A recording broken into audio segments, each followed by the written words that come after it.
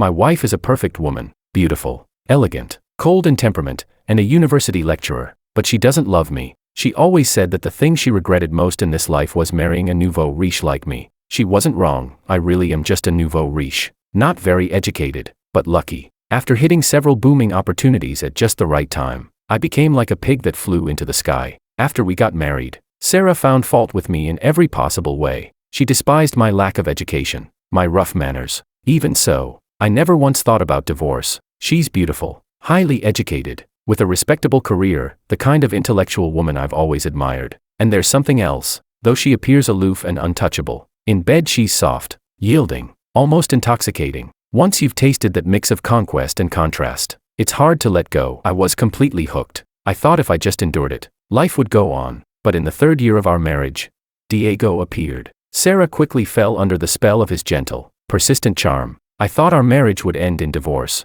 but what they wanted wasn't just divorce. They wanted my money and my life. Two highly intelligent people joining forces against someone completely unprepared like me. It was almost effortless. I lost everything, and on top of that, I was buried under crushing debt. With nowhere left to turn, I climbed to the rooftop, filled with hatred, and jumped. I can't beat you, I admit it. But if heaven dares to give me one more chance, just wait. Chapter 1. I never expected my luck to be this outrageous. Heaven actually gave me another shot. When I opened my eyes again, I was back on the day I first rode that perfect market wave, looking at the long string of zeros in my stock account. I burst into tears of excitement. Unbelievable. After everything I've been through, I, Christian, have come full circle, still an A-tier man at my peak. Narrowing my eyes, I calculated the timeline. There are still 3 years before I meet Sarah. That's more than enough. This time, I'll collect every debt they owe me, with interest. Once I made up my mind, I started drafting my revenge plan. Sarah looked down on me for being a crude, uneducated rich guy, didn't she? Heh, let's see this time how she gets played by the very same uncultured man. I found a reliable overseas study agency and submitted my application. The person in charge glanced at my age and frowned. You're already 24. Isn't that a bit old? Silently, I took out my phone and showed him my bank balance. Still think it's old? He immediately bent over in flattery. Not at all. Not at all. I'll contact Stanford University right away. You can go straight into a master's program. It's just. Seeing him hesitate, I grew impatient. Just what? He gritted his teeth. You'll need to donate a laboratory to Stanford. It'll cost around $50 million. How much? My heart skipped a beat. I got nervous as hell. In USD.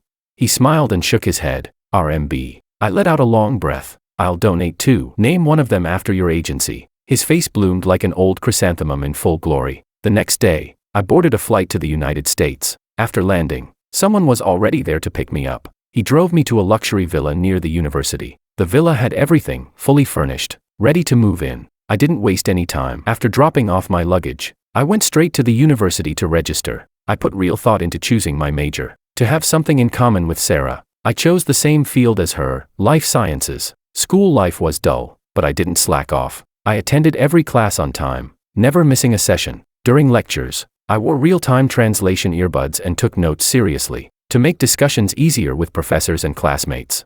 I waved my hand generously and got translation earbuds for all of them. They liked me, a lot. They liked my generosity. They liked my effort. And I truly was trying hard. Living a second life. I wanted to do things differently. I couldn't just live in hatred. I needed to enrich this previously shallow life of mine. As Jack Ma once said, riding the right wave can make even a pig fly. But when the wind stops, it's still those pigs that fall to their deaths. I didn't want to be that pig. Of course, I didn't become a boring, bookish student either. My life outside of class was still quite colorful. Chapter 2. The sunshine in California is great. The beaches are great. And the girls are great. The only downside, no proper beef noodle soup. Everything else is perfect. In my free time, I like to lie on the beach wearing sunglasses, soaking up the sun. Of course, I've kept myself in good shape too. In my previous life, although Sarah didn't love me, she didn't reject intimacy with me either. I figure if I had been one of those pot-bellied, greasy rich guys, she would never have let me touch her. The girls in California are very outgoing. Sometimes they'd even come up to me and start conversations. After I took out my phone and casually showed them my financial strength,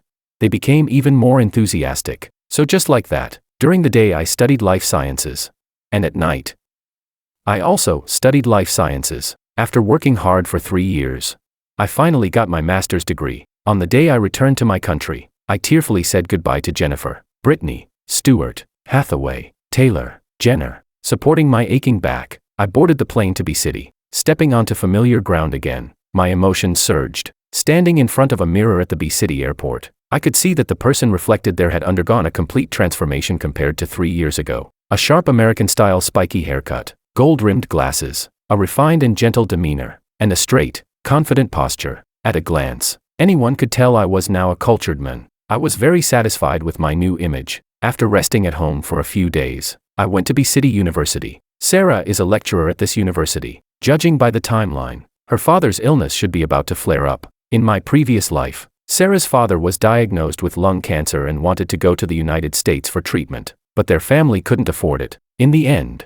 Sarah married me. The condition was that I would pay for all of her father's treatment and future expenses. Back then, I foolishly agreed. Not only did I pay for his treatment, I also bought her family a villa and luxury cars. I covered every aspect of their lives: food, clothing, housing, and transportation. All of that, just to earn a bit of respect from Sarah and her family. But in the end, they never treated me like a human being. Thinking about it now still makes me furious. Damn it, spending my money while constantly manipulating and belittling me. They even said things like Sarah marrying me was a blessing earned by my ancestors' good deeds. Looking back now, it feels more like her family hit the jackpot by getting me. Especially her father, that old man. The moment his condition improved even slightly, he started looking down on me and pushed Sarah to divorce me. It still pisses me off just thinking about it. When I arrived at B-City University, I directly handed in my recommendation letter for my advisor. After reading it, the principal asked about my undergraduate degree. I scratched my head. I hadn't even gone to college. Where was I supposed to get a first degree from? The principal immediately understood. He cleared his throat and said awkwardly, "Christian, our university places a lot of importance on undergraduate credentials when hiring faculty. Your situation is a bit difficult." Before he could finish, I immediately made my stance clear. "Principal, I understand. Isn't it just about donating a laboratory?" The principal smiled like a blooming old chrysanthemum. "Come to work tomorrow." Chapter 3. Early the next morning, when I walked into the faculty office in a sharp, well-tailored suit, the first person I saw was Sarah. This was the first time I had seen her since being reborn. Looking at that stunningly beautiful face, I felt a moment of daze. The department head began introducing me. "This is Christian, a master's graduate from Stanford, mentored by Professor Andre." He went on and on, while the other teachers listened attentively. I wore a gentle smile, quietly observing them, only occasionally letting my gaze sweep over Sarah. After the introduction, Sarah's eyes lit up. The coldness on her face softened noticeably. I sneered inwardly. No wonder in my previous life, not long after Diego returned to the country, she fell for him so quickly. So this is her type, but this time around, she and Diego won't get the chance. After the department head finished, I deliberately stared straight at Sarah, putting on a look as if I were completely captivated by her beauty. The other teachers in the office immediately started teasing. "Professor Christian has great taste. He picked our university's untouchable goddess at first sight."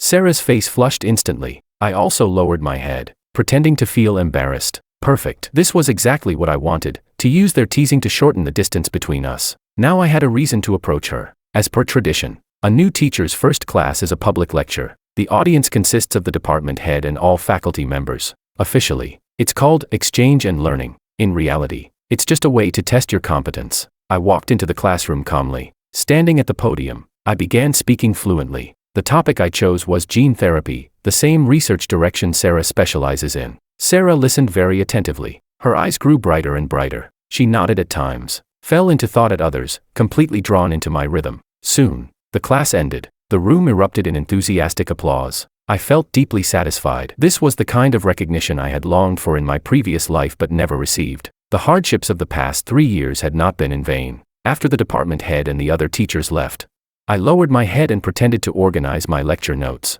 while secretly glancing at Sarah, who was hesitating nearby. Sure enough, after a moment, a cool yet slightly shy voice sounded beside me. "Hello, may I ask you a few questions?"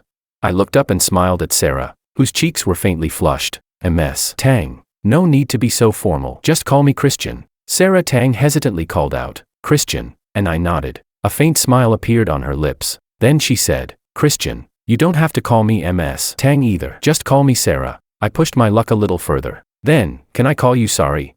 Her face instantly turned completely red. I wasn't worried about scaring her off. After all, I had just come back from that wild place called America. Seeing Sarah lower her head and give a shy, quiet I nearly exploded with anger inside. In my previous life, that bastard Diego kept calling her sorry, sorry all the time. Yet I, her lawful husband, wasn't allowed to call her that. The one time I mustered the courage to do it, she scolded me for ages. You really are a piece of shit. Just as I thought. Anyone else could call her that casually. But I, the one who paid for everything, who gave everything, couldn't. Chapter 4. After breaking the ice, Sarah began asking questions. None of them were particularly difficult. I answered them with ease. On the way back to the office, walking side by side with her, I casually brushed my hand against her thigh as if by accident. Sarah blushed, but she didn't show any disgust, nor did she pull away. What she didn't know was, the more she reacted like this, the more I hated it. So her coldness and untouchable attitude had always been reserved just for me. Over the next few days, I started deliberately finding chances to talk to Sarah, creating a bit of subtle tension between us. She didn't reject it. On the contrary, she seemed to enjoy this ambiguous closeness, although she never agreed to go on a proper date or have dinner with me. Every lunchtime, we ended up sitting together in the cafeteria. I wasn't in a hurry. In a few days, her father's illness would flare up anyway. Sure enough, a few mornings later, when Sarah walked into the office, she looked distracted and unsettled. Her colleagues asked what was wrong, but she said nothing. I did the math, just like in my previous life. This was when old Tang collapsed and was sent to the hospital, where they discovered his lung cancer. I didn't expose it. Instead, I continued maintaining that same push and pull ambiguity with her. But during our interactions, Sarah began asking me about medical conditions in the United States. Her family wasn't well off. If they stayed in the country for treatment, they might manage for a while. But going abroad, that would be completely unaffordable. Several times, Sarah seemed like she wanted to say something, but the words never made it out. She swallowed them back down. I knew she wanted to borrow money from me, but she didn't want to ruin the perfect image she had in my eyes. I played along, watching the situation like a spectator. Let's see how long she can hold it in. It wouldn't be long before her parents started pressuring her to marry a wealthy man. In my previous life, Sarah didn't have a boyfriend, nor did she have anyone in her heart, so there wasn't much pressure. She simply married me. But this time was different. She already had feelings for me. Soon enough, the day arrived. One evening after work, I asked Sarah out for dinner. She hesitated for a long time, then shook her head with reddened eyes, picked up her bag, and left without saying a word. I followed her quietly from behind. After leaving the campus, she walked into a Western restaurant. At a window seat, Sarah sat across from a pot-bellied man. He looked at least 40. As he stared at her, his small eyes nearly disappeared from smiling, his face full of sleazy desire. No need to guess, this was clearly the blind date her family had arranged. After chatting for a while, the men began getting handsy. Sarah dodged left and right, her face full of resistance. The men grew impatient and pointed at her, saying something harsh. Sarah's expression became darker and darker. His voice was loud enough that people in the restaurant began looking over. Finally, Sarah couldn't take it anymore. She grabbed her glass of water and splashed it onto his face. Enraged, the men lunged at her with a ferocious expression. The moment I had been waiting for finally arrived. In one swift motion, I rushed into the restaurant. Just as the men raised his hand and Sarah closed her eyes in resignation, I shouted, "Stop!" With a flying kick, I sent the men crashing backward. His scream jolted Sarah awake. She opened her eyes and saw me standing in front of her. I pulled her into my arms with a domineering force, my voice laced with reproach. "Why didn't you tell me if something was wrong?" Buried in my chest, Sarah broke down, crying uncontrollably. Chapter 5. After leaving the restaurant with Sarah, we returned to the office. Only then did she come back to her senses, sobbing as she explained what had happened. It was pretty much exactly what I expected. Her family believed treatment abroad would be more effective, so they were pressuring her to marry a wealthy man. After finishing, Sarah looked at me with hope in her eyes. "Christian, can you marry me?" I put on a troubled expression. "Sorry. I don't have that kind of money either." Her face instantly went pale, her eyes dimming as if covered in ash. "Christian, I'm sorry. I really love you, but I can't just ignore my father. Please, forget about me." With that, she turned and ran outside. I quickly caught up and grabbed her, my face filled with pain. Sarah gently touched my face, her expression full of heartache. "Christian, don't be like this. I don't blame you. Maybe we're just not meant to be. Don't worry. I won't let that man cause trouble for you." Damn, even I was almost moved by that. Holding her hand, I asked, "Sorry, are you really going to marry that old man?" She looked at me with determination in her eyes. The next moment, she stepped forward and kissed me. The kiss was long. At first, I passively accepted it, quickly realizing she didn't know how to kiss. I took control, guiding her. Only when her body went weak and she pushed me away did I stop. Sarah was breathing heavily, her head lowered, too shy to look at me. Her voice trembled with tears. Christian, forget me. Then she turned and ran off. I held back the urge to laugh and shouted after her. Sorry, don't go. Watching her disappearing figure, I smacked my lips slightly, savoring the moment. Damn, in my previous life, I never even kissed her. This time, taking her first kiss, hardly too much, right? Honestly, I could have already won her over by now, but it wasn't the right time yet. I was waiting for the moment when she would completely fall for me, so deeply that she'd be willing to stand against the whole world for my sake, and that moment should be coming very soon. Chapter 6. The next day at work. When Sarah saw me, she lowered her head and quickly walked away. I wasn't surprised by her reaction. In fact, Sarah is the type who falls hard in love. Once she loves someone, she gives it everything she has. In my previous life, after she fell for Diego, she obeyed him completely. When it came to taking all my assets, she wasn't just aware of it, she actively participated. If it weren't for the way she and Diego worked together, inside and out, I wouldn't have died so quickly, or so miserably. So this time, I'm going to make that love-obsessed side of her fall for me, completely, irreversibly. I'll make her love me so much that she'd be willing to stand against the entire world. All morning, Sarah deliberately avoided me. I didn't approach her either. By noon, she, who had already gotten used to eating lunch with me, kept glancing in my direction, intentionally or not, but I didn't go to the cafeteria. I walked straight out of the campus. Sarah stood there for a long time, watching. In the end, she sighed and walked into the cafeteria alone, looking dejected. I ignored it,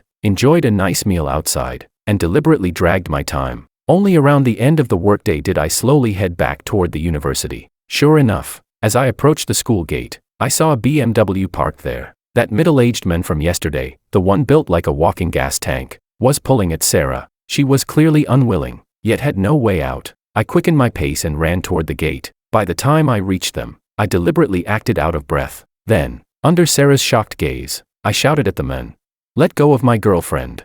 Sarah's face instantly turned red. The students and teachers nearby were immediately drawn to the scene. Sarah rushed to me, pleading in a low voice, "Christian, please don't make a scene." The gas tank glanced at me with disdain. "Kid, I let you go yesterday for Sarah's sake. Now you're looking for trouble again." Looking at his flashy gold chain, gold watch, and gaudy outfit, I almost laughed. "Old man, you should be thanking me. If you married Sarah, in a few years you wouldn't even know how you died. But a performance has to be complete." I put on a stubborn expression and stared at him. "I'm warning you, stay away from my girlfriend." The gas tank's hand, holding a cigarette, trembled slightly. "Your girlfriend? Heh. I paid a bride price of $3 million to marry her. Can you afford that?" Instantly, murmurs spread through the crowd. Exorbitant bride prices were already unpopular. And on top of that, Sarah and this man were clearly mismatched. To everyone watching, it looked obvious Sarah was in it for the money. Amid the whispers, Sarah lowered her head more and more. I pulled her behind me protectively. "What do you people know? Sari's father has cancer and needs treatment overseas. That's why she's doing this. She's being forced into it." Sarah threw herself into my arms, quietly sobbing. I gently wiped away her tears. The gas tank looked like he was about to explode. "Kid, let go. She's my fiancée now." I took off my backpack and slammed it hard onto the ground. $3 million, is it? I've got that too. Chapter 7. Seeing the backpack stuffed full of cash, the onlookers were stunned. Sarah was equally shocked. "Christian, where did you get so much money?" I gently stroked her hair. "Silly girl, after what you told me yesterday, I sold the house my parents had prepared for my future marriage." Sarah hugged me tightly, crying uncontrollably. The gas tank glanced at the money on the ground, visibly relieved, then got into his car and drove off. Clearly, even $3 million was a burden for him. He just used this chance to slip away. When we returned to Sarah's home, her parents' eyes lit up at the sight of the $3 million. Sarah looked at them, her gaze filled with both relief and disappointment. "Mom, Dad, I'm going to be with Christian." Her parents didn't even look at her while counting the money. They nodded repeatedly. Sure. Seeing their behavior, Sarah was completely disheartened. She grabbed my hand. "Christian, let's go." I nodded. I took her back to the staff dormitory. As a returnee, the university had assigned me a single room. Sitting on the bed with Sarah, I looked full of guilt. "Sorry." "I'm sorry. You'll have to suffer being with me." Before I could finish, Sarah kissed me, stopping me from speaking further. Her eyes were soft and full of emotion as she whispered in my ear, "Christian, I'm yours." I had waited more than 3 years for this moment. As expected, it felt completely different with Sarah. In this life, her heart belonged entirely to me. Things she had never done before, she now willingly accepted. By the time morning came, as I looked at Sarah sleeping beside me, I let out a cold laugh. Sarah, in my previous life, I treated you like a treasure. But you treated me like dirt. This time, don't blame me for turning the tables. Sarah moved into my dorm. Despite the modest conditions, she never complained. Every day after work, she bought groceries and cooked. She kept the place spotless. She even hand-washed my underwear and socks every day. At night, she devoted herself completely to me. Honestly, my experience this time was even better than in my previous life. Half a year passed in this sweet routine. I did the math. 3 million should be almost gone by now. In my previous life, I had spent enormous amounts of money, countless 3 millions, to get old Tang the best hospitals and the best doctors. That was the only reason he survived. But this time, without my support, how long could 3 million last? They had seriously underestimated the cost of living in the United States. That day, when I returned to the dorm, Sarah was sitting on the bed, lost in thought. I put down my bag and sat beside her. Sorry, what's wrong? Her eyes were red. My husband, my mom called. They said they're out of money. I closed my eyes, pretending to be in pain. It's all my fault for being useless. Maybe I should start driving a ride-hailing car. Sarah shook her head desperately. No, you don't owe them anything. Inside, I was pleased. That was exactly what I wanted to hear. Between her parents and me, she had chosen me. That meant she was already hopelessly in love with me. I continued acting distressed. Sorry, even though we're not married, I've long treated them as my own parents. Sarah stayed silent for a long time, then clenched her teeth. I'll sell the house. I immediately refused. No, where will you live after that? Her expression turned resolute. I've paid back everything I owe them. This is the last thing I can do for them. Then she leaned into my arms. My husband. I'll have nowhere to go after this. You won't abandon me, right?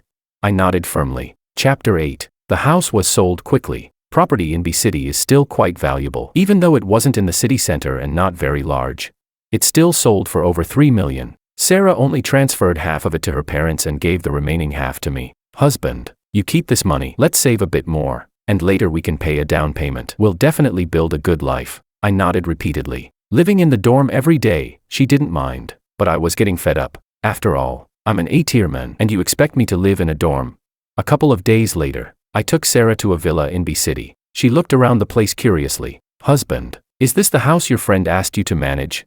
I nodded. This house belongs to a classmate from Stanford. He settled in the US, so he asked me to look after it. We can stay here temporarily. He's not in a hurry to sell it anyway. Sarah was overjoyed and threw her arms around me. Peaceful days passed for another half year. Then Sarah's parents called again, still asking for money. Her mother said that after the surgery, her father hadn't recovered well. His condition had worsened again, and he needed a second operation. I almost laughed. In my previous life, I had hired the best specialists for his surgery, and he had been taking the best targeted medication afterward. He was doing so well he even had the energy to break up my marriage with Sarah. This time, without me, he was probably nearing the end. Sarah's voice was cold. Stop calling. I don't have any money. Her mother immediately exploded. No money? What about the remaining 7 million from selling the house?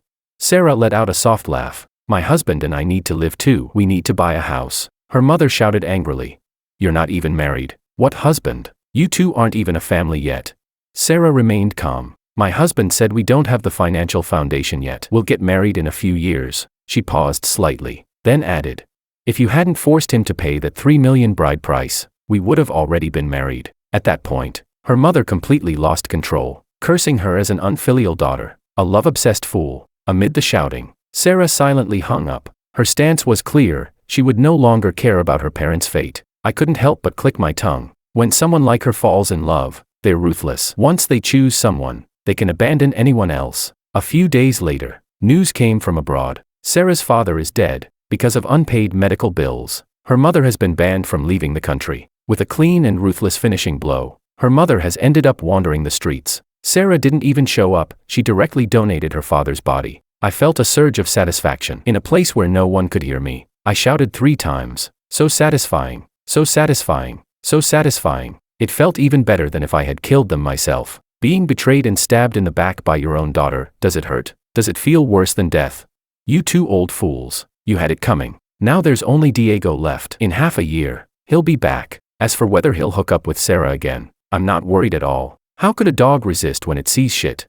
And in this life, nourished by love, Sarah has become even more radiant and alluring than in the previous life. Chapter 9. After her father's death and her mother's disappearance, Sarah became even more dependent on me. Every day, she devoted herself to taking care of me. At night, she would curl up in my arms, holding me tightly. It was the kind of behavior that comes from a lack of support, a lack of security. During this time, Sarah had subtly brought up the idea of marriage more than once, but I rejected her every time, using the excuse that we didn't have a solid financial foundation yet. Now she had become humble. After being rejected, she never mentioned it again. Sometimes, I did feel a bit sorry for her. After all, I'm human. If you keep trampling on someone long enough, emotions are bound to develop. But every time I thought about how, in my previous life, she and her lover had driven me to my death, I would curse myself inwardly. Christian, don't go soft. Remember what she did to you. And just like that, any trace of sympathy would vanish. Half a year passed in relative peace. One morning,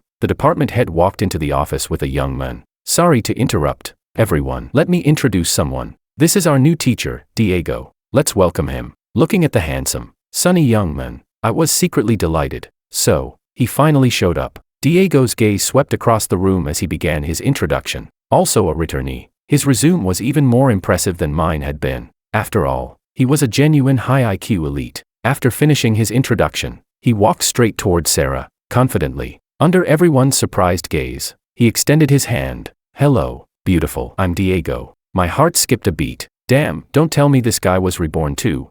Sarah kept a cold face, not even sparing him a glance. Diego stood there awkwardly with his hand extended, his expression shifting between embarrassment and irritation. The other teachers in the office struggled to hold back their laughter. The department head stepped in to smooth things over. Diego, you're new here, so you don't know the situation. Our Ms. Tang has a very close relationship with Christian. Other than him, she keeps her distance from all men, even me, the department head. He made a joke, and amid the laughter, helped Diego save face. Diego then turned his attention to me. After all, in the office, only Sarah and I looked like a matching pair. He walked up to me and politely extended his hand. I didn't catch your name. I stood up and replied with a smile.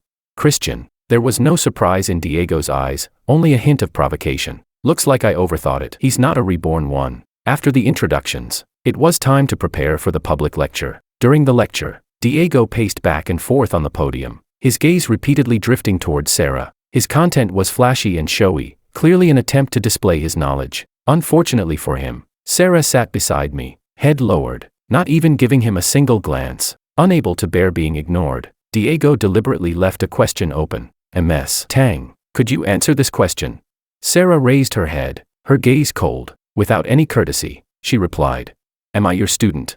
That completely shut Diego down. Even the department head noticed Diego's intentions towards Sarah and immediately looked displeased. Diego, just focus on teaching. Don't try to show off all the time. For someone usually so easygoing, the department head's tone was unusually harsh. Diego didn't dare act up again and finished the lecture properly. After class, Sarah and I returned home. The moment we stepped inside, my expression darkened. Sarah didn't know why, but her body visibly trembled. You know that Diego? She immediately waved her hands. No, I don't know him, I swear. I narrowed my eyes and let out a cold laugh. Then why did he come straight to you the moment he arrived, acting like you two were familiar? Sarah looked so wrong she was on the verge of tears. This really was a disaster out of nowhere for her. She didn't understand either why Diego was staring at her like some obsessed fool. Seeing her like that, I didn't push further. My goal was simple, to plant a seed of hatred in her heart, to make her believe that anything Diego did would only make me unhappy. Chapter 10. Diego played his part well. After arriving, he kept finding excuses to approach Sarah. Every time he tried to strike up a conversation with her, Sarah would instinctively glance at me. I pretended not to notice, letting him continue to harass her. But every night after we got home, I would find different ways to pressure Sarah. In front of me, she became more and more submissive, and the way she looked at Diego grew colder, more hostile. Once the seed of hatred is planted, everything Diego did only helped it take root and grow faster. This kind of harassment and pressure went on for half a year, until finally, it exploded. That morning, I deliberately didn't show up at the office. Seeing I wasn't there, Diego grew much bolder. He forcefully dragged Sarah into the emergency stairwell. Coincidentally, I was one floor below them. Diego grabbed Sarah tightly by the shoulders and shouted, Sarah, I like you. You and Christian aren't even married, why can't you give me a chance to pursue you? Sarah struggled non-stop, shouting at him to let go, but Diego seemed to have lost his mind. I won't. Sarah, what do I lack compared to Christian? Sarah, I truly love you. If you say yes, I'll definitely make you happy. You know my publications in top journals far exceed his, my future will be much brighter than his. I clicked my tongue. Compared to someone like me who rose halfway through life, he was more accomplished, but love has never been about who's better. Still, it was obvious, Diego was also the type to lose himself in love. Damn, in my previous life, I really died unjustly, taken down by two people blinded by love. Sarah didn't waver at all. She directly issued a cold warning. Diego, if you dare harass me again, I guarantee you'll regret it. But Diego was already too far gone to care. He pinned Sarah against the wall, trying to force himself on her. I rushed upstairs immediately, just in time to see Diego attempting to force a kiss on Sarah. At the same moment, my shout rang out, along with Diego's scream. What are you doing? Meanwhile, Diego clutched himself, collapsing to his knees in pain. When Sarah saw me, panic flashed across her face. Husband, it's not what you think. I let out a cold snort and turned to leave. After returning home, I packed my things and moved into the guest room. No matter how much Sarah begged, I refused to open the door. I slept soundly through the night. The next morning, when I opened the door, I saw Sarah kneeling outside. After half a year of pressure and conditioning, she was no longer mentally stable. Seeing me come out, she looked up, her eyes bloodshot. Husband, believe me, he didn't kiss me. My expression remained cold as I walked past her toward the bathroom. She followed closely behind me, watching her legs struggle to move. I knew she had been kneeling there all night. Looks like it's time to close the net. I stared at her harshly. Sarah, I'm not blind. I saw him kiss you. If I hadn't shown up, would the two of you have gone even further? With a thud, Sarah dropped to her knees again, her whole body trembling. Not daring to say a word, I continued pressing her. Sarah, I can't follow you around all day. How do I know whether, when I'm teaching, the two of you haven't already gotten together?